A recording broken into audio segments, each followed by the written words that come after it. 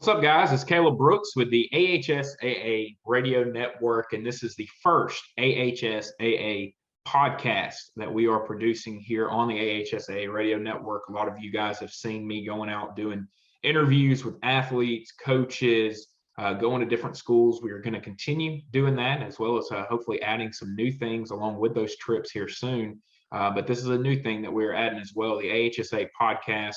A way for you to sit in your car, listen to a couple of interviews from different coaches, players, media members, people that are involved with the AHSAA, and kind of get a different type of interview, a different type of perspective on some of the things. So really excited about what we're doing with the AHSAA Radio Network, continuing to expand our coverage, continuing to add things.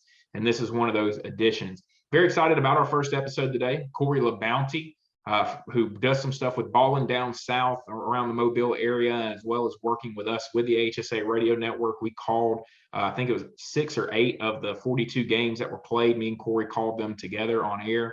Got to see a lot of basketball, and Corey not only does that, does the Super 7 with us. We've done Alabama Mississippi All-Star games together, and Corey does a fantastic job promoting athletics here in the state of Alabama. So looking forward to talking with him, getting some information about Barry Dunning Jr., who was just named the Gatorade Basketball Player of the Year for the second straight year in Alabama. Corey got to see him a lot at McGill-Tulane, as well as talking about, just what has kind of gone on in the Mobile area when it comes to basketball. A lot of success when it comes to winning games, getting to Birmingham, but hasn't been a ton of success in Birmingham. And so we'll kind of discuss why he thinks that is, and if he feels like it's maybe trending towards changing here in the next couple of years. We'll also talk with Lynden Blake from WBRC Fox Channel 6 out of Birmingham. She used to be in Huntsville at WAAY up there, moved down to Birmingham, is now part of that crew. And Lynden does a fantastic job covering sports as well. She was very close to Hazel Green's girls when she was covering them. And now, as I mentioned, in the Birmingham area, where obviously we have just,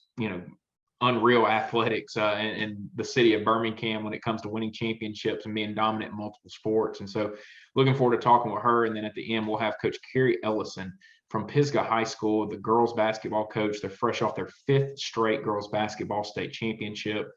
We went up there and shot a documentary on them about a year ago, detailing their girls basketball programs and softball programs. And I think now it's 20 combined state championships since 2000. Between those two programs, and it's incredible. Those girls go from playing basketball for Coach Ellison to going right into playing softball for Coach Duncan. They finished on a Friday, and I think they're out there playing. There's someone playing on Saturday the very next day. So it's incredible what they do, and looking forward to those conversations. So we'll send it over to those, and you can hear me talk with Corey Labounty, Lyndon Blake, and Coach Carey Ellison here on the first AHSAA podcast. I want to welcome in our first guest here on the AHSAA podcast, our buddy Corey Labounty, who calls all the Super 7 games with us, the finals games that we just got done doing up in Birmingham, and is a big part of the AHSAA Radio Network here with us. And Corey, first off, thank you for being on here with me. And it doesn't seem like it's already been now 3 weeks since we were up there in Birmingham, but it has been. It's been 3 weeks since we were there at Legacy Arena and saw what a lot of people are saying could be the greatest finals that we've ever hosted up there. Time flies when you're having fun at the end of the day, Caleb. Thank you so much for allowing me to be a part of this podcast. And I love what you're doing with the AHSAA Radio Network, because it just brings so much exposure to the student athletes, to the coaches, to the fans. It just keeps everybody on the verge and on top of what's going on. When you look at the finals up there, like I said, a lot of people are saying this could be the best ever. And that's after we left 2 years ago, after Lee and Mountain Brook played, and you had all that day, and people saying that could be the best ever. And I kind of attribute a lot of it to the fact that basketball in the state is getting better. And so now that's why the finals are getting better every year. You're getting better teams there. You're getting better players there. Who would have thought that Coleman, we did not sit there last year watching the finals and go, Coleman's going to be a team to really watch for next year to go win a state championship. And then all of a sudden they pop up in 1 year. To me, that's what I attribute it to. But we are seeing the product get better year after year at Legacy Arena. And as guys that love basketball like me and you, it's a lot of fun to see that here in the state of Alabama. I agree. The growth of basketball in the state under Dan Washburn, when this tournament started in '94, I know being a student sitting in the stands watching LaFleur's boys and girls play for the state championship in 6A, I said, this is pretty awesome. Have everything underneath one roof. And then it's only grown enormously since that point in time. And here it is with 2022. And you look back, there have been some classic games. I mean, I know Marty Smith and John Carroll, when they played, when you have two Birmingham schools to play each other. But this past year, anytime you have a school's first, Coleman's community showed up and showed out. And then with the Vestavia Hills and Hoover rivalry that goes on within that community, I think that it just continued to intensify, not only from a spectator standpoint, but from a player standpoint, wanting to make it to the mecca of high school basketball in the state of Alabama at the newly renovated Legacy Arena as well. Last year, we sat there and called it remotely. You weren't able to come up and even be a part of the broadcast because of COVID and everything going on. And so just getting back into Legacy Arena this year, how nice was it to just be in there again and to be normal and to sit courtside and see all the people that we get to see during the week and just do all the things that we enjoy about the week of the finals?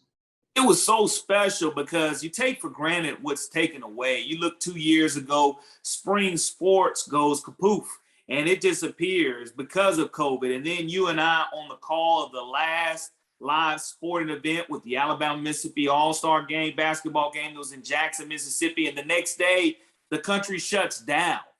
So you take that for granted. And I know that those basketball players were happy to play at split venues last year. But there's nothing like having everything underneath one roof and not taking anything away from Bartow Arena or Bill Harris Arena. But the Legacy Arena, especially with the money that they put into the renovation of the concourse areas for the fans, the locker rooms, the media rooms, just getting a new sense from a seating standpoint, everything, parking was just so much more convenient. And everybody just was so happy to be underneath one roof. And Monday through Saturday, again, that is the mecca of basketball for 6 days. When you can put all your classifications, boys and girls, underneath one roof, and any fan, the common fan that just loves basketball or just is looking for something to do, Caleb, can come in for a great price and enjoy all day of high school basketball. It doesn't get any better than that. On top of that, we've seen the coverage just continue to grow. I mean, with what we do with the AHSAA Radio Network and now being 15 years into this, obviously now NFHS Network has become a big thing, and you have that with WOTM also providing the coverage for the state championship games. And how much do you feel like that is helping high school sports in the sense that, I told you I sat here last year during the night of the semifinals in football, and I had 3 TVs going with NFHS on, and I'm watching every game and flipping. And how much do you feel like that is also helping high school sports grow from a fan standpoint? We're seeing more people show up to Legacy Arena. You think that the fact they can watch it more on TV makes them want to be there a little bit more and want to go be a part of it when they see it? Tremendously. I think it's playing an outstanding role and a great role and a vital role, because you talked about 1 year ago when COVID was in existence, a lot of people were not going out. They were staying away. And how do you watch those games or listen to those games? On the AHSAA Radio Network, on NFHS, or on WOTM, bringing it right into your living room, whether you were able to be there or not. And not only that, having it archived and being able to go back, because some of these schools do not film their games. And because of that, it's a way when you make it to that mecca, you're able to add to your highlight film. You're able to go back, watch, and analyze games. And when you buy a ticket, it's a live situation to where it's one and done. And that's all you're going to be able to see. You always go back and notice things through the NFHS footage, like you said, going back. And when we do our scouting reports to prepare for our radio broadcast or television broadcast, you're able to go back and watch those games. So it doesn't affect ticket sales. To me, it just enhances the overall exposure that not only the fan gets, but the student athlete also in the state of Alabama. Talk about the renovations that they did at Legacy Arena, and obviously we were excited to get in there and see all that. The club seats at the top is the most noticeable thing that you can see that they did to the inside part of the arena, but then the production itself for the championship games, lowering the lights, giving them a college basketball, NBA basketball type of introduction, things like that. You got to feel like that's also going to just enhance what this state championship experience is going forward. It really has. I mean, I had to go ahead and take an opportunity to go to the top of Legacy Arena where all the coaches were sitting, where they had the coaches booth, set up. And I just wanted to look down from the very top of that arena to the bottom of the floor just to get a feel for what it was like at the highest point for the coaches and the fans who decide to sit up at the top and watch the action. And there's still not a bad seat in the house. And that's one of the things that I love about the renovations that they've done to Legacy Arena, allowing the coaches to go ahead and sit up at the top, to fellowship with one another. And then you still have your club and suite levels that are available for all your corporate sponsors. And it only enhanced the venue also. The seating is much more comfortable. And when you look on the outside of it, I know when we were at the Super 7 in December, I was thinking to myself, I can't wait till the end of February, early March, when I have an opportunity to actually go across the street and see the outside. It looked phenomenal, and the inside did not disappoint either. Talking about some of the players that we saw up there, I left up there saying that I felt like Emma Kate Tittle from Deschler may have been one of the best players that we saw, boys or girls, up there. I mean, she put up 30 points in both games. She shot the lights out of the gym. But obviously, you cover the Mobile area a lot, and we only got to see one game of them, but Barry Dunning Jr. named Gatorade Boys Athlete of the Year again, or Boys Basketball Player of the Year again this year, second straight year. What is it that makes him so special? I got to do the Benjamin Russell and McGill game, got to see him up there against Huffman. He's obviously very good. He rebounds well. He shoots it well. But, what is it that makes him the number one player in this state and makes him a guy that a lot of SEC schools were going after? He's so very unselfish, and Eric Musselman has gotten a steal from the state of Alabama going to play for Arkansas next year. And anytime you're talking about going back-to-back in anything, especially for Gatorade Player of the Year, it's not just what you do on the court, it's what you do off the floor as well. And this is a young man who has a nonprofit organization set up for mental health awareness. And I think that that's a tremendous cause, and anybody who gets an opportunity to speak with this young man will see that it's just not the 25 and 12 that he averaged this season. Totally unselfish, is a wonderful ambassador for basketball in the state of Alabama, as evident with him winning the most valuable player in the Alabama-Mississippi All-Star game to go along with being the two-time Gatorade Player of the Year. Because as a junior, when you start looking at who he was able to go ahead and overcome for that award, there were some pretty good candidates for that a year ago also. And even though Barry Dunning Jr. did not win Mr. Basketball in the state of Alabama last year, I think he's a prime candidate to go ahead and do so, to go ahead and put on that mantle with the Alabama-Mississippi All-Star Game MVP, along with the two-time Gatorade Player of the Year. Got another one down there in the Mobile area that's coming up. He'll be a junior next year, LeBaron Philon. And tell me about him. Does he have a chance in your mind to do what Barry Dunning Jr. has just done and come away with 2 Gatorade Basketball Player of the Year awards over the next 2 years? I really do. This young man comes in playing for Baker High School and led them to the 7A semifinals. They lost in the semifinal game, but taking Baker back to the Final Four for only the second time in school history, and doing so night in and night out, knowing that he's on every coach's scouting report, knowing that every opponent's best player wants to try to guard him and stop him, and he still comes out averaging 24.7 points per game. And he can create his own shot.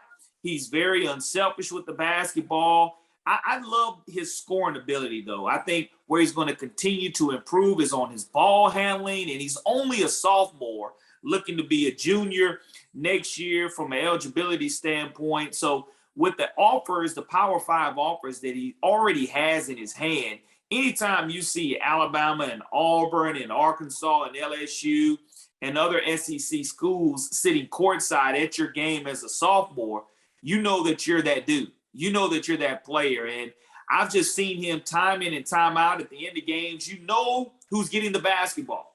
And they still could not stop him from getting off that shot. And it's not like he took a high volume of shots. His shots were of good quality. And again, you look at the scouting report, you try to stop him. You can't stop him. You can only help to contain him. He's that type of player moving forward. I think that he can be a 2-time Mr. Basketball, a 2-time Gatorade Player of the Year. If he stays healthy, the sky is not the limit. There are no limits for this young man's game. One of the questions that I have for you Corey, you cover the Mobile area a lot. You're around that area a lot. We've now seen Barry Dunning Jr., what he's done over the last 2 years. We talked about Phylon and what he's about to be capable of and what we expect him to do. We saw UMS Wright make it up there. We saw Davidson's girls get up there, Baker's boys. I mean, there's teams from that area getting up there, Escambia County. Why when those teams get to Birmingham, why are they not able to have a lot of success when they get to Birmingham? That's a great question, Caleb. And it's really befuddles me. It befuddles everybody here in the Mobile, or really across the state of Alabama. But because below that Montgomery line, when you start looking at the number of blue maps that have been brought back to the Mobile, Baldwin County area in boys and girls basketball, there just hasn't been a lot of them. You look at LaFleur girls, they won a state championship. McGill boys won a state championship. And you've seen McGill girls play for state championships. Again, you've seen Baker boys be defeated by Mountain Brook a couple of years ago. Cottage Hill got to the Final Four a year ago and was defeated by the eventual state champion in Fife. I think that northern part of the state is much more passionate about the game of basketball year round. And you start looking at the regionals and the sites, whether it's the Southeast or Southwest regional sites at Garrett Coliseum, the attendance is nowhere near, and the student body support is nowhere near what I see in the Northeast and Northwest region at Hansfield, Jacksonville State. And until that changes, that means their passion, their year-round dedication to basketball is not there. Because I know guys who love to hoop and gals who love to hoop here, but it's not your entire team doing so on a year-round basis. And it's okay to be dual sport athletes because we see that in all classifications, dual sport athletes. But the wanting to get in the gym every single day, I think that's just the difference. Trying to close the gap down here in South Alabama. But at the end of the day, the results are going to speak for themselves in regards to having a blue map. Nothing wrong with the red map, nothing wrong with getting to the Final Four, but can you win the big one? That's what I'm asked here locally on the radio and by people across the state. When will South Alabama basketball, the southern part of the state, break through? And again, you see Escambia County get to the championship game this year and turn around and lose by almost 40. So it's not a matter of getting there. It's just a matter of the true March Madness mentality. You can be undefeated or have one or two losses, as evident with Davidson's girls. You're 29-2. And then you get on that big stage and play your worst game of the season. That's normally what's happening for these South Alabama programs. And I don't know why that is, but it's not a great gauge for the season that these teams have because they're playing quality competition. McGill-Tulane went all across the country this year with Barry Dunning Jr. and had success in winning tournaments across the country and beat some very good ranked teams. So they didn't play Little Sisters of the Poor the entire season. They played quality competition. It's just that close game, not being able to get over that hump, Caleb, seems to be the theme of March Madness and the February frenzy that continues to be high school basketball for the state finals for the Southern teams in the state of Alabama. Kind of like, I think me and you maybe said it to each other, though, when you can sit there in December every year and go, dang, why are all the blue maps going back to Mobile? So, it depends on the sport, depends on the time of the year. You can talk about basketball, but then you can also talk about how in football, there's 4 blue maps heading back to Mobile almost every single year down there. And same in baseball. You're going to see some teams pop up in baseball, softball this year, soccer. So, I think basketball is the only area that the Mobile area is kind of lacking or is a little bit behind right now because the rest of them, the Mobile area almost dominates the rest of the state when it comes to some of these other sports. And that's what's amazing. You mentioned volleyball, 20 straight by Ann Schiller, regardless of classification at Bayside Academy right here in our backyard. Spanish Fort, McGill-Tulane, all successful in girls volleyball. And then, like you said, in football, whether it's UMS Wright, whether it's St. Paul's, whether it's T.R. Miller, whether it's Viger, it doesn't matter. The success is there. Also, Saraland, year in and year out, Spanish Fort. There's a lot of success in other athletes' minds outside of basketball. I think basketball is going to continue to grow and has continued to grow. I don't think all the resources are there for basketball the way they are for the other sports. But I think that the gap will continue to close here in the near future. I know a lot of these head coaches are thinking so, but you're right, though. There are successes in many other sports with blue maps, swimming and diving, tennis, golf, soccer, like you just said, baseball, softball, plenty of other blue maps are coming down here. It's just when you start looking at St. Luke's getting there and girls basketball for the last couple of years and not being able to get over that hump, you just play your worst game at the wrong time. And that's why I like the baseball format. It's the best of, to where you can have that one bad game and still find a way to come back. In basketball, you have that one bad game and you're done. In football, you have that one bad game and you're done. So it's a situation, volleyball, series, matches. You can have a bad set or match and come back from it. But in basketball, it's a whole different story. Corey, about out of time here. I'm about to have to go on to the next guest, but really enjoyed having you on here and getting to talk to you, and appreciate you being my first guest here on the AHSAA podcast. And look forward to having you on a lot more as we do this and continue to try to, spread coverage of the athletes here in the state of Alabama and of what is going on in high school basketball or in high school sports here in the state of Alabama.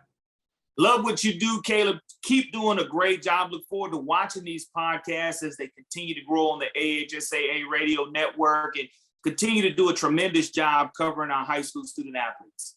Yes, sir. You have a good one, Corey. Likewise. I want to welcome in our next guest here to the AHSAA podcast, Lyndon Blake from WBRC Channel 6, Fox Channel 6 out of Birmingham, and previously with WAAY Channel 31 out of Huntsville. And Lyndon also comes from Benjamin Russell High School, where I graduated from as well. So always good to have some hometown feel here on the podcast. And Lyndon, first of all, just thank you for taking the time to join me on here today. Oh, I love it. I'm so excited that you're doing this, and AHSAA is just expanding so much, even since we were in high school. And this is just a great platform to highlight people and athletes in the state. So it's great.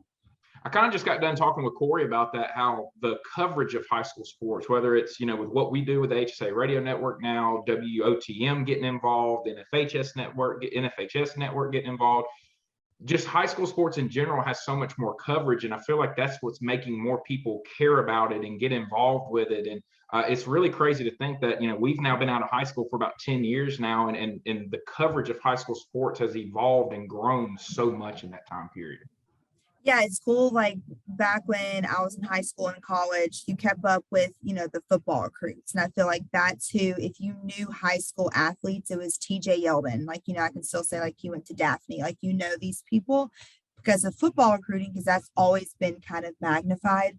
But now it's just awesome to watch an SEC basketball game and be like, oh, Kyra, he went to Hazel Green. Yeah, I saw him play at Hazel Green. Or, Kobe Brown from Mizzou. Like, it's really cool to see and follow athletes from all over. And, think about just Bama and Auburn baseball too. It's just a lot of kids that you're kind of getting to know now through social media, through being able to watch games on, on multiple platforms. You make it to the state championship level, I should say. It's really cool. And it makes college sports more fun. I love tracking where everyone goes, and you would be shocked too if you actually look at the rosters. And since basketball is fresh in my mind, it's just coming off of it from a state of Alabama perspective. I keep thinking like the season's over. Obviously it's not, but like my coverage of the season's over. Just so many players. There's a guy that's getting a lot of playing time on Arkansas from Huntsville. It's just like really cool that Alabama has turned into this like factory for not only football, but basketball and other sports too. You talk about how basketball's fresh on your mind. You just got back from South Carolina covering Auburn and stuff, and kind of tell me some of the similarities and some of the differences in you being at the finals, covering the finals, doing what you do that week, and then what you're doing when you're covering a college sport and covering someone like Auburn University like you were in South Carolina. It's really cool because it to me, it all feels the same. When you get to Legacy Arena for the state basketball finals, you feel that that moment, like that you're at the biggest stage and everything is handled so professionally and the players are treated like, the celebrities of that day, and the atmosphere is intense. And that's how it is when you go to these March Madness games. And it's just, I was talking to a lady that works for Marty McGee, an ESPN worker, and she's from the state of Alabama. And I was like, man, this is just crazy, isn't it? And she goes, there's nothing like it. And I truly believe that. Like, I have not covered a Super Bowl, but I've covered every other big sporting event. And to me, and same thing at the high school level, the access to basketball is just so much more intimate than a football setting. So I just think there's nothing like it. Like, there's nothing like being at March Madness and watching the teams come in and just seeing they're when they're just standing right beside you. Like, I mean, I posted a picture, me, like Walker Kessler was like up against me, and like, you're just like, oh my gosh, because everyone, it's a tournament style, just like high school, they're waiting to come out, just, at the other games ending. And it's just like, it's just insane to just be there. And, COVID has made things different, and I think it'll go back to normal. But like in 2019, I mean, you're in the locker room with the players, SEC tournament, March Madness, right after the games, win or lose. Like, you are there, and there's nothing like it. And same for high school in Alabama. I mean, this year finals, it's just so much fun. When you have good basketball and good competitive basketball, you don't even have to know the game that well to get into it, because you just feel the intensity, and it's crazy. I hear people all the time talk about the finals in Birmingham and that event, and how it is the closest thing people feel like high school sports in Alabama really has to the Final Four, what the NCAA tournament is. Now that you've been at both of them as much as you have, I mean, do you agree with that assessment that what we put on in Birmingham is about as close as you can get to being in one of those NCAA tournament atmospheres when you go there? Oh, for sure. And I think this year, in 3 separate press conferences, coaches, Vestavia's girls coach was one of them. Pretty sure Sue Suderman said the same thing after Coleman won. They're like, thank you. This is the best event. Like, they're like, this makes it special. And when I worked in Florida, like, I've been to their basketball state championships, and they play it back in the day. They played it at Lakeland, at that arena. And it's just not the same as what Alabama has been able to create here, where you just feel like you're at a college level experience of a game, from the way like the seating is, from them just having, like, from a media perspective, just being to sit there on the court, and the press conferences are so professional, and people come out to. And I think having it in Birmingham, especially the new arena, like, it's just, this year was fun, and I think it was fan friendly. You could walk around and still feel like you were close to the action when you were going to the concession stand or whatever. It's just very open in the new Legacy Arena, which is what they wanted, because the old one was kind of, closed off. Like, you felt like you were away from the court, the walls and everything. But yeah, it's that same feel, and it's really cool. Talking about, being at the finals that week and everything, some of the teams that you cover were there that week. And how fun is that when you have teams that you've kind of been able to follow all year, you see them all year, and then they get to that moment and are there playing for a state championship? You feel, once again, I'll go back to like the access and how connected. Like, I don't care, if you've never personally like talked to some of the players, if you start covering them from the area tournament and you see them win and advance, it's the survive and advancing. It's just, you get like this, you end up, I don't want to say root for them, because like, you're the media, but like, when you see them lose or you see them win, like, you feel their emotion too. And it's just incredible to see these kids like rise to the occasion.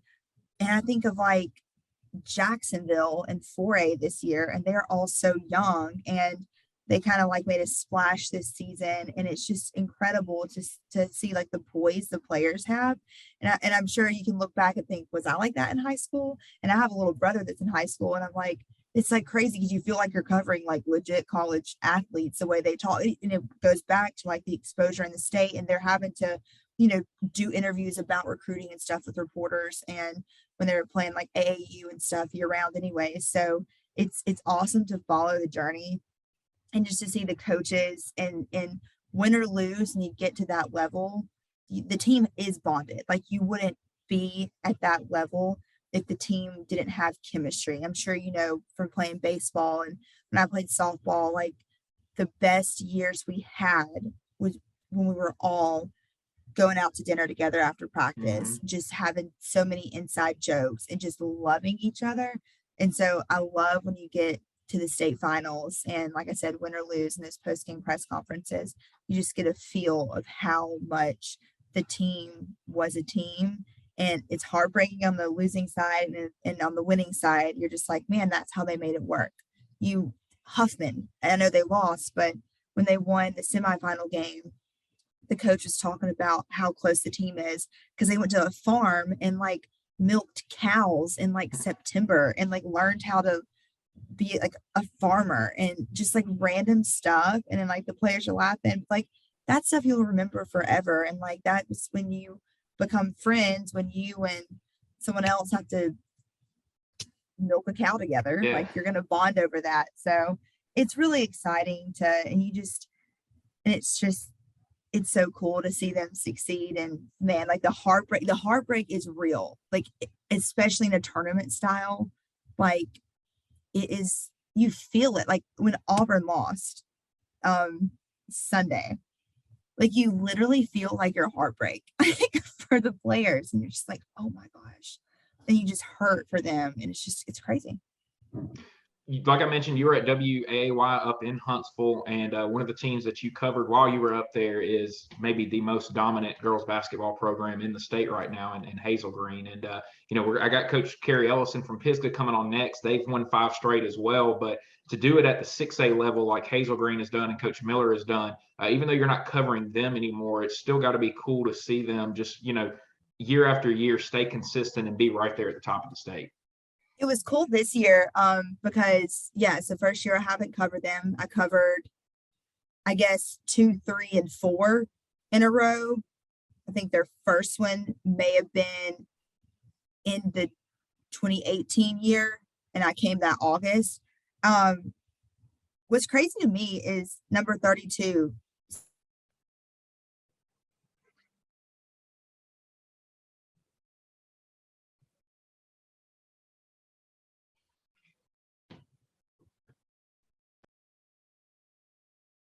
All right, now you can go. Okay, so it was crazy this year watching Hazel Green because I wasn't covering them, and I was like, wait, are they seriously, like, this will be number 5? And it's crazy to think about. I wasn't even there for the first one. I think I covered them for state titles 2, 3, and 4. And so haven't kept up with them this year as much as just knowing they're, top of 6A. And then I get there and number 32 is still there, Samaya Steele. And I'm like, oh my gosh, these girls started winning when they were like 8th graders. And goes back to that team chemistry comment.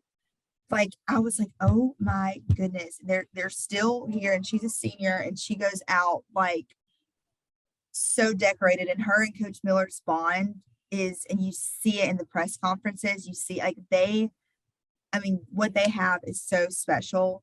And what he's been able to do is create like a unique like style of basketball that just like outlast other teams. Like at the beginning of some games, like you think like, oh my gosh, this is only a 5-point game, are they gonna be able to hold off? And they're just the team in the second half. They pull away. They're so disciplined. They play so clean. Hard to beat. That's when you think, who is going to beat them? Yeah. Because teams have great years. Oxford had a great year this year, and they go up there, to these North Alabama tournaments because everyone I think knows in the state, North Alabama is, the basketball hub, and it's just like, who's going to take down Tim Miller and Hazel Green? I don't know. Yeah. I mean, we were sitting there watching them play Oxford, and like Oxford would do a couple of good, they'd have like 2 or 3 good offense possessions in a row, and you go, oh, they're starting to figure it out. And you'd look at the scoreboard, and it would be a 14-point game.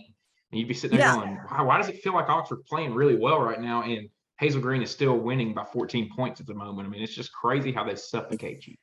They do. That's a great word. They suffocate you. Like, it's a slow, like, burn, really. And then they just pull away. So now with basketball wrapping up for you and everything, what kind of starts for you? When will you start kind of getting into covering some of the spring sports, whether it's college, high school, whatever that you're going to have coming up? It's weird. Today I'm like back from South Carolina, and I'm like, what do I do now? Like, because basketball is so quick and it's so long and it's just so back to back. Like, you don't have time to think when you're covering it. High school the exact same way. Like, you go to area, then you go to regionals, and you're just for the month of January and February, like, that is what you do. So, I mean, now we'll kind of reset. Today I'm covering Alabama's wheelchair basketball team. They won a national championship. And then we'll start getting into softball and baseball here. And then we'll keep up with college. Big thing in Birmingham, though, that we're about to start getting ready for is the USFL. And that kicks off April 16th. And so that's where my mind is going immediately right now. They had their combine this past weekend. But we'll start doing that. But I'm really excited to have baseball and softball state championships in the same place this year. Yeah. And Oxford, I mean, love Oxford, know like the back of my hand, get my Starbucks there and go to the games. So that'll be fun too. And, there's Hewitt Trustful's coach, Taylor Burt, just got like National Coach of the Year. Yeah. And so I'm excited to see the Huskies play this season, and they're hilarious. They made, I think it was February 24th, Taylor Burt Day.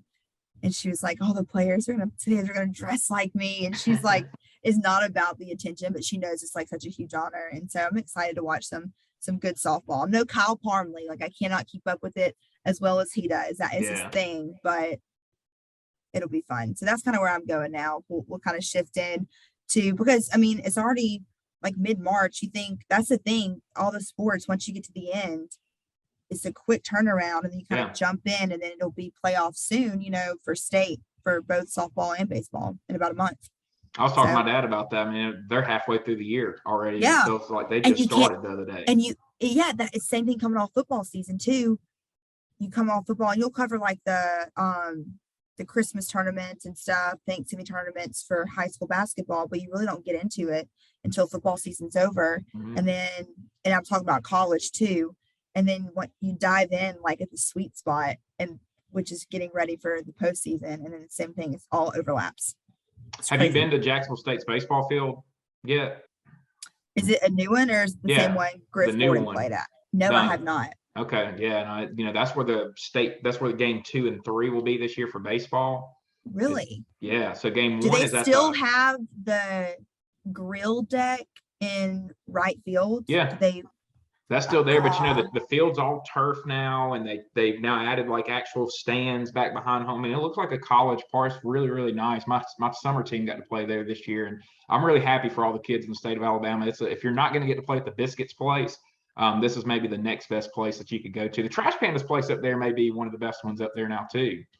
That park is gorgeous. That'd be kind of cool too, to like rotate. Just to do. Oh my gosh! Don't even get me started. Wait till like the lazy river comes in. It's going to be out of control. Yeah.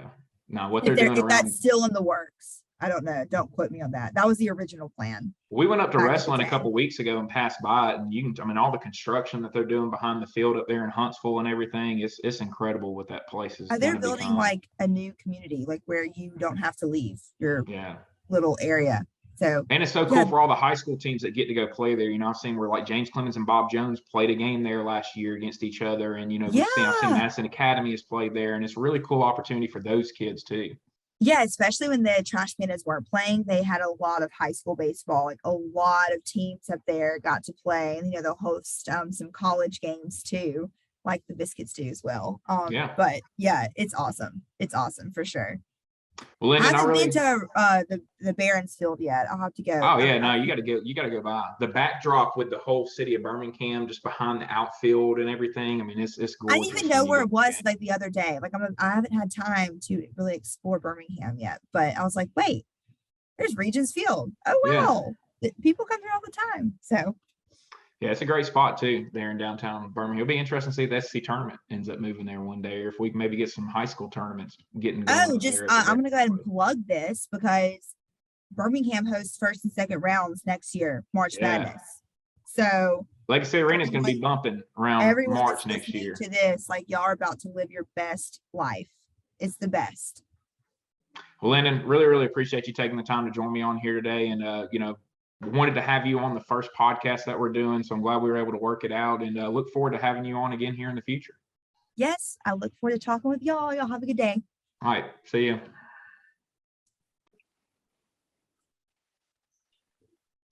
I'm now joined by head girls basketball coach at Pisgah High School, Coach Carey Ellison. And Coach, you guys are fresh off of another state championship, 5 straight for you guys now. And obviously we came up about a year ago and shot a documentary with you guys, kind of detailing what you guys have done in girls basketball, what your softball program has done.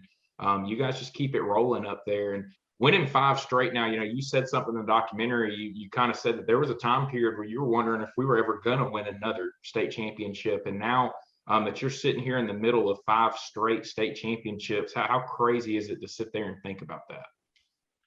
It's really crazy. Sometimes I have to pinch myself to think it's actually real. We really have been on a roll. Of course, that's largely due to having some really great players. I could make a list, but I'd leave some out. But we're really excited, and we're excited about getting started again. And we won't talk about the next one, but obviously that's always the goal. With what you guys are doing right now, how much pressure is on these girls year after year? I mean, how much have you seen the pressure build as it continued? Once it was 2 straight and then 3 straight and then 4 straight going into this year, how much pressure have you seen kind of build on these girls to deliver a state championship to that community? I'm not sure that this particular group ever felt the pressure. They talked about it slightly, but for the most part, we tried to take it just one game at a time. When it got close, then, we would talk about where we want to go, but we would never call it out by name and what it was going to take to get where we're, get to our destination, get to our goal. So as far as a day in and day out grind of pressure, it didn't exist. But I'm sure in the back of their heads, it's, they don't want to be the one that broke the streak. So now the pressure shifts, and it probably will be some pressure here because we're coming in with basically one senior with any experience, and we'll be playing 3 9th graders and a 10th grader who did contribute quite a bit this year, but still relatively inexperienced. Yeah, that's the one thing that we were kind of talking about during the broadcast of y'all's games. One of the things you had to be very pleased with and happy about is the fact that you were able to get a lot of your young girls into the games up in Birmingham. And especially in that semifinal game, a lot of your girls got to get in and play and be under the lights. And now that you've done this for so long, how important are those moments for the young girls when they are able to get out there at a young age and they're able to kind of experience it without the pressure of being a starter and the pressure of, it being up to them to deliver a state championship? I think it's invaluable. You really don't understand what it's like. You can see it on the network, or you can be in the bleachers and see it live. But when you're actually out there in the league lights and you're out there almost out in the field by yourself, it feels sometimes it can be overwhelming. We made a real point in both the semifinals and the finals to get all the young ones in together and sort of a preview of next year and beyond, because they're going to have to be able to carry us if we're going to get back in the competition, back in the run for the whole state championship. Obviously, the talk over the past 2 years was you guys in Spring Garden matching up with each other, playing against each other, winner getting to state, all of that type of stuff. How fun was it to, have someone like them to kind of, measure yourselves to all year and kind of go, hey, here's what they're doing, here's what we're doing. We know we're on a collision course, kind of have someone that you're kind of working towards that is going to be there at the end every single year. Coach Austin and I are pretty good friends, and that part made it a little difficult because we knew that, no disrespect to any other schools, but we thought we should probably be meeting in the finals instead of the finals of the region. That's just the way it falls sometimes. And our region was so tough that, there was not any easy games. And then, of course, facing Coach Austin and Ace and Welsh, the way they play so well together, so well disciplined, we knew we were going to have our hands full each year. And I think they knew they would have their hands full as well with having Molly and Callie and even going back a year or two with Barron and Bobo. We knew it was going to be tough, and I think they did too. It was, I think, something of a relief for both of us to see we get separated for this next cycle. Yeah, I'm sure they were happy to drop down, and that y'all are both kind of happy for each other too now, because y'all can both go and compete for a state championship again. And I'm sure that is always an important thing for you guys to be able to do that.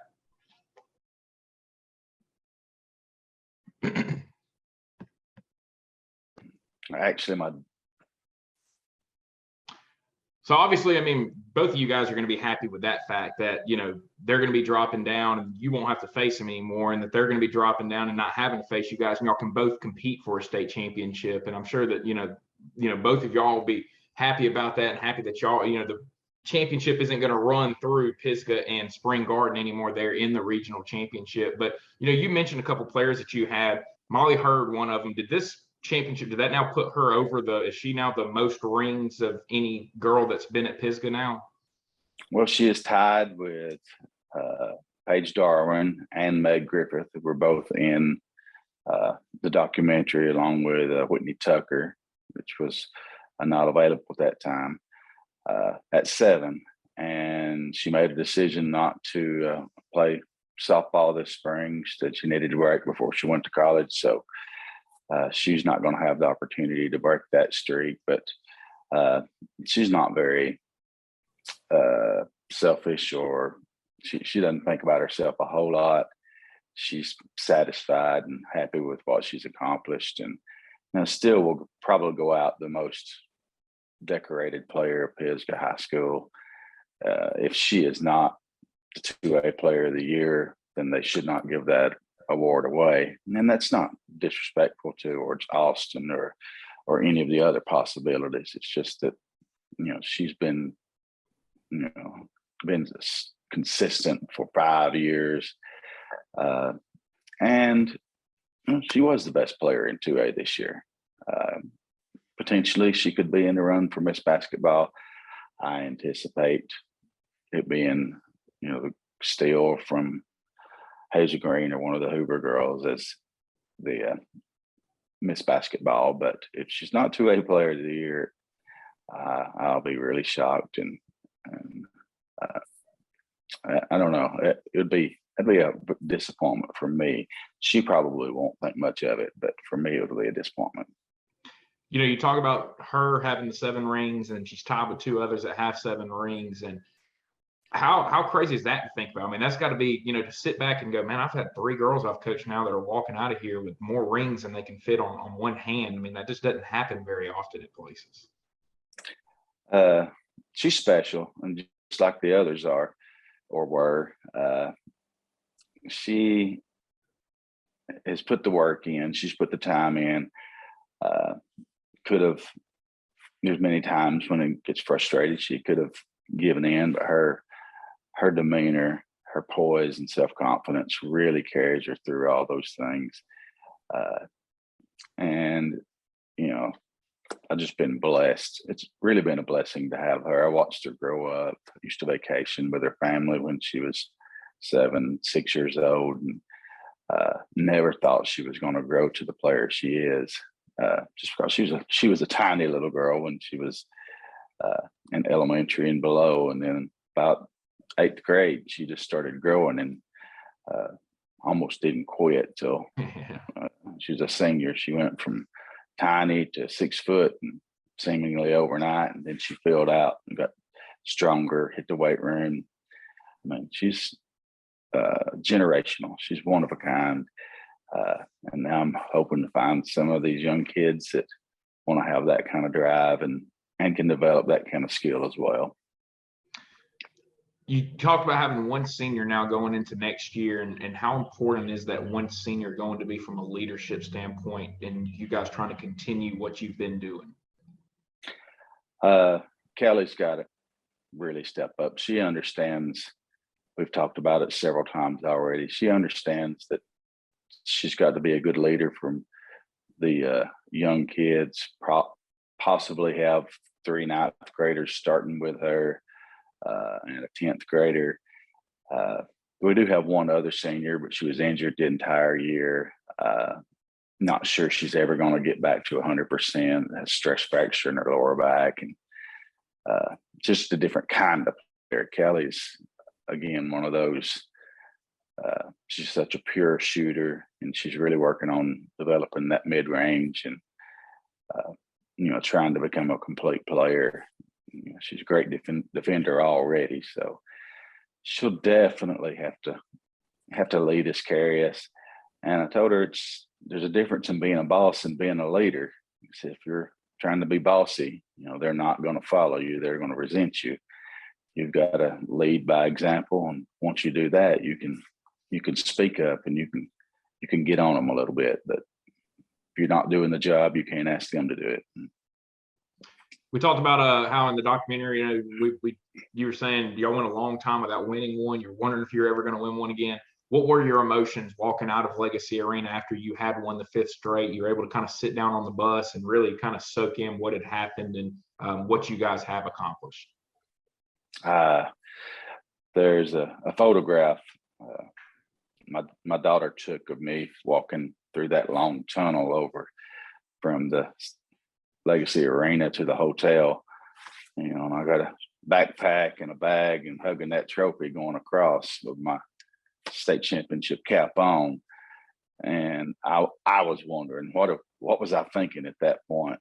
And it was happiness, but it's also a sense of relief. The pressure sometimes it builds up on me much more than it does on the kids.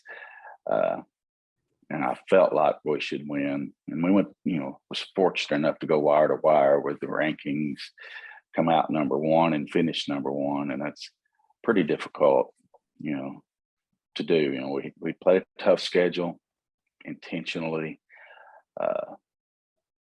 got beat by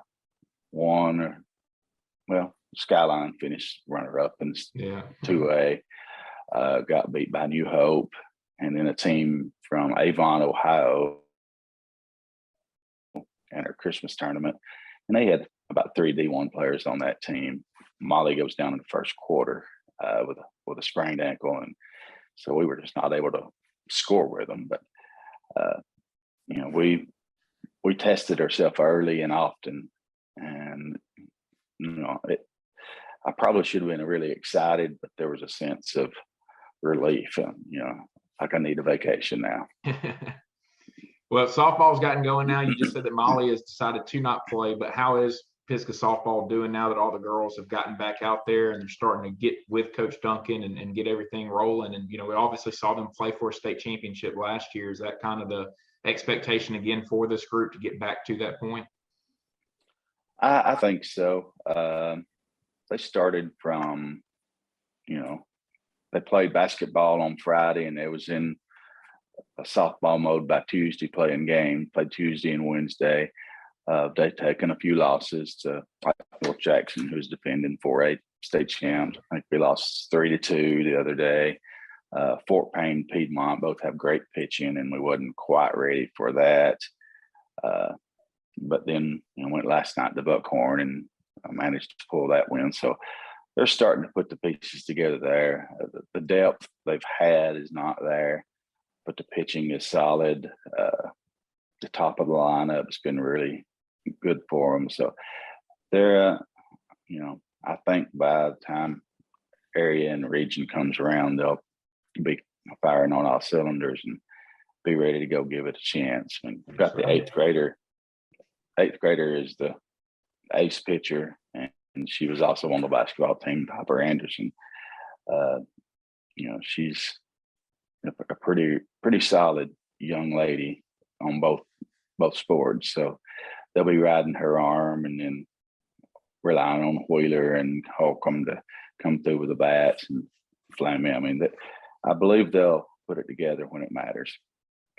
Coach, really appreciate you taking the time to join me on here. It's good seeing you again, and congratulations again on another state championship. It's always fun to watch your group up there because they do it the right way. They play hard and they're respectful to their opponents, and they just go out there and they find a way to dominate and win. And it's a lot of fun to watch. So congratulations on y'all's 5th straight state championship this year. Well, thank you for everything. Thank you for doing that documentary. It was special to me, and I've got nothing but compliments.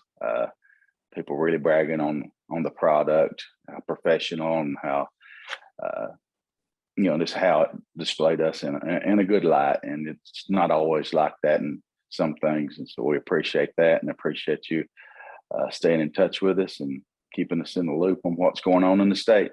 Yes, sir. You have a good one, Coach, and I'll talk to you again here soon. All right, thank you. You have a good one.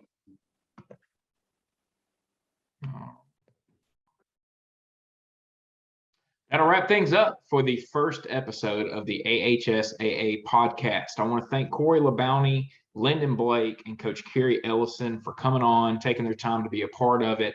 And we are really excited about this podcast going forward. It will air Tuesdays and Fridays. So Tuesdays and Fridays, you can expect to see this on Apple, Spotify, whatever other podcast hosting sites that you use to listen. It will also be posted to YouTube, and you can watch the video version on YouTube if you want to. And it should be a lot of fun to do this. I really had a blast today talking to these people. Doing this, the Zoom calls allows me to talk to some people that I can't get to or that we can't get together at the same time. And so this is just a new avenue to talk to some different people and, continuing to spread coverage of high school sports here in the state of Alabama. So that's going to wrap it up. We'll be back on Friday and look forward to having some more guests on and continuing to spread the coverage of high school sports here in the state of Alabama on the AHSAA Radio Network.